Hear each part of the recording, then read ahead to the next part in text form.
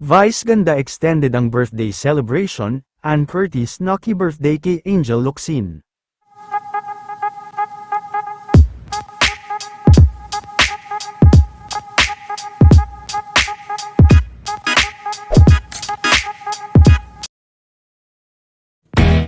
Sa kabila ng pinagdaraanan ngayon ng ABS-CBN, ay patuloy pa rin nga ang pagbibigay ng suporta ni Vice, at sa kanyang naging pahayag kahapon at extended celebration, ay marami nga itong sinagot na tanong, kung saan ay sinabi rin ito, ang patuloy niyang pagsuporta kay Ma'am Leni Robredo.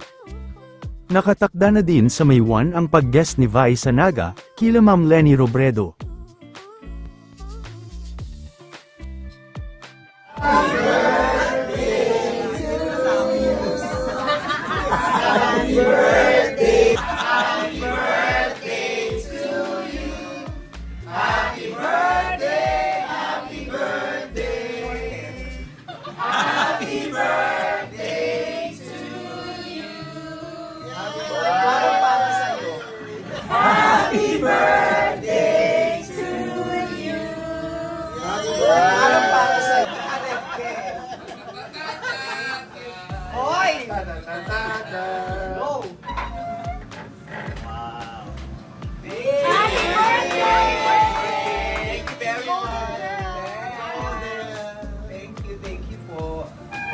Parang Mayo na nag-birthday. Thank you. Hi! How are you? Nice to see you. Thank you very much. May nahila. May nahila. Yes.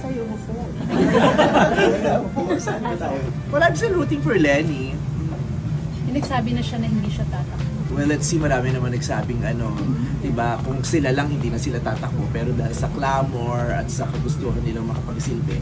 Kasi, ang desisyon ng pagtakbo, pagiging Pangulo, hindi naman desisyon para sa sarili. Diba? Kaya maraming taong naiiba yung desisyon nila kasi nare-realize nila na this is not just about me. Diba? Samantala, ang sister at naman ni Vice ganda na si Ann Curtis ay umattend sa birthday ni Angel Locsin kahapon.